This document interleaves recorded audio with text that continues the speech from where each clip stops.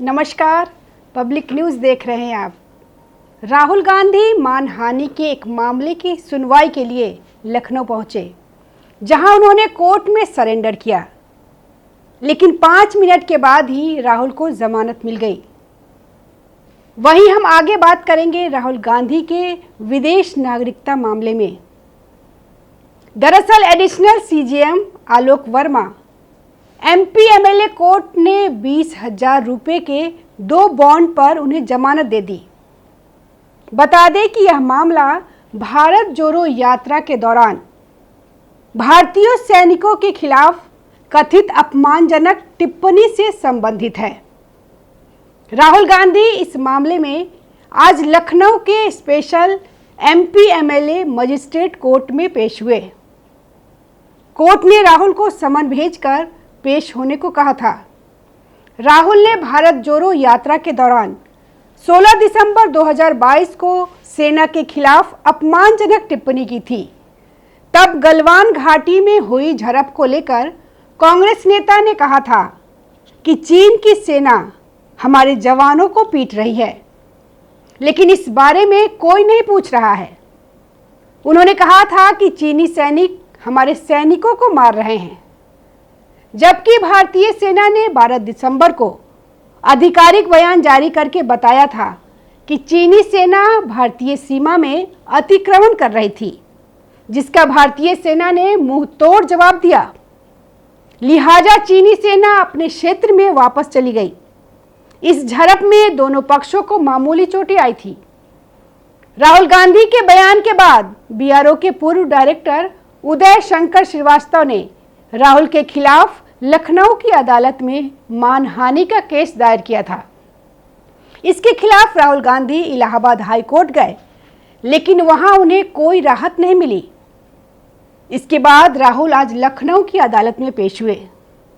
लखनऊ की MP MLA court में पिछली 5 तारीखों से राहुल गांधी हाजिर नहीं हो रहे थे। कोर्ट ने उन्हें आज आखिरी मौका दिया था, जिसके बाद राहुल गांधी कोर्ट में हाजिर हुए थे। वहीं अब ब्रिटिश नागरिकता का मामला इलाहाबाद उच्च न्यायालय ने नए सबूतों के बाद राहुल गांधी की नागरिकता का मामला फिर से खोला है। इस केस ने राहुल गांधी की भारतीय नागरिकता पर सवाल उठाए हैं। राहुल गांधी की भारतीय राजनीति से विदाई ही नहीं, बल्कि भारत से भी विदाई हो सकती है।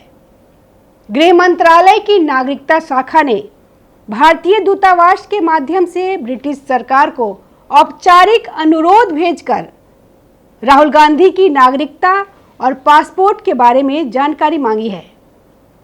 राहुल गांधी की कथित ब्रिटिश नागरिकता से संबंधित जनहित याचिका में एक नया आयाम जोड़ते हुए याचिकाकर्ता एस विघ्नेश शिशिर ने इलाहाबाद उच्च न्यायालय की लखनऊ पीठ में एक पुनर्विचार याचिका दायर की है।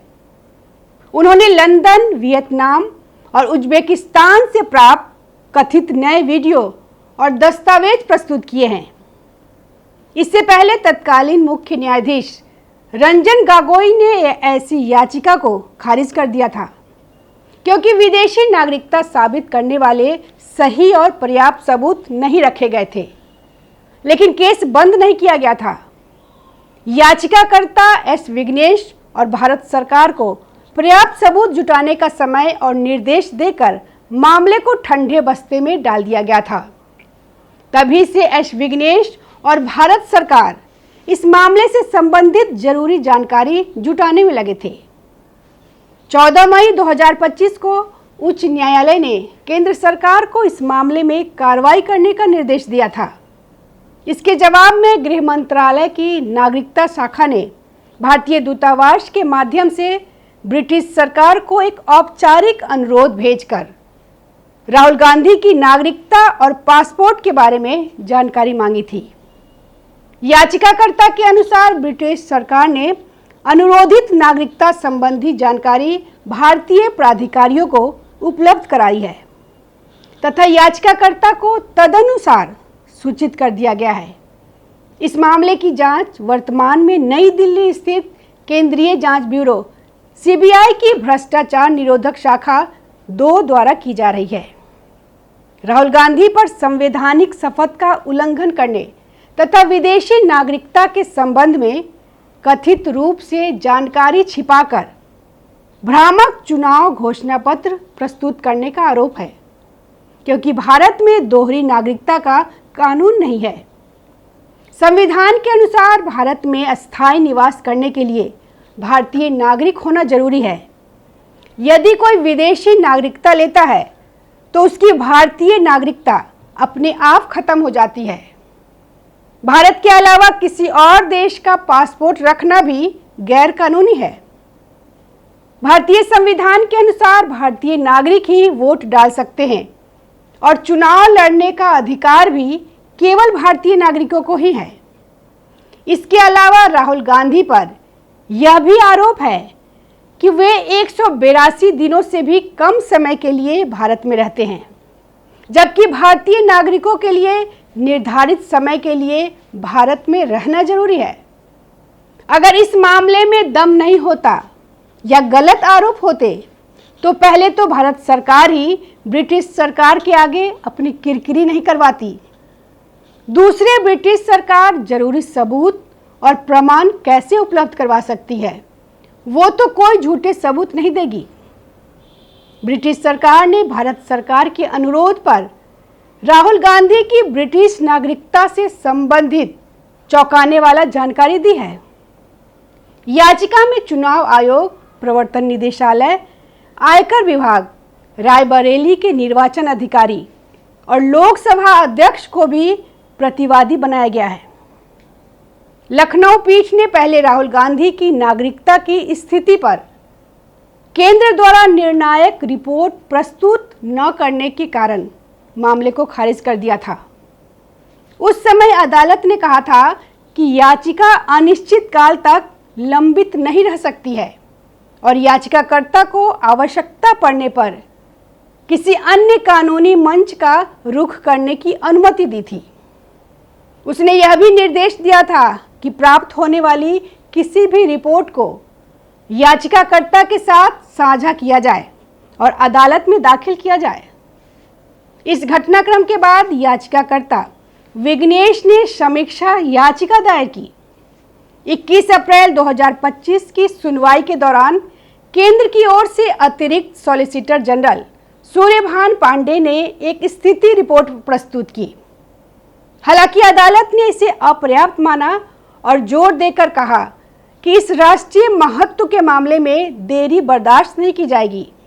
अदालत ने केंद्र सरकार को 10 दिनों के भीतर राहुल गांधी की नागरिकता की स्थिति स्पष्ट करने का निर्देश दिया। उल्लेखनीय है कि कार्रवाई के दौरान राहुल गांधी की ओर से कोई भी कानूनी प्रतिनिधि उपस्थित नहीं हुआ।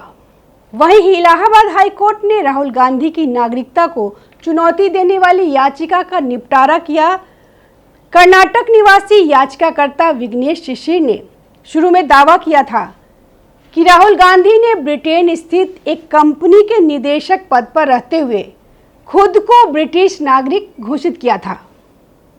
चुनाव आयोग के नियमों का हवाला देते हुए उन्होंने तर्क दिया कि दोहरी नागरिकता वाले लोग भारत में चुनाव लड़ने के पात्र नहीं हैं।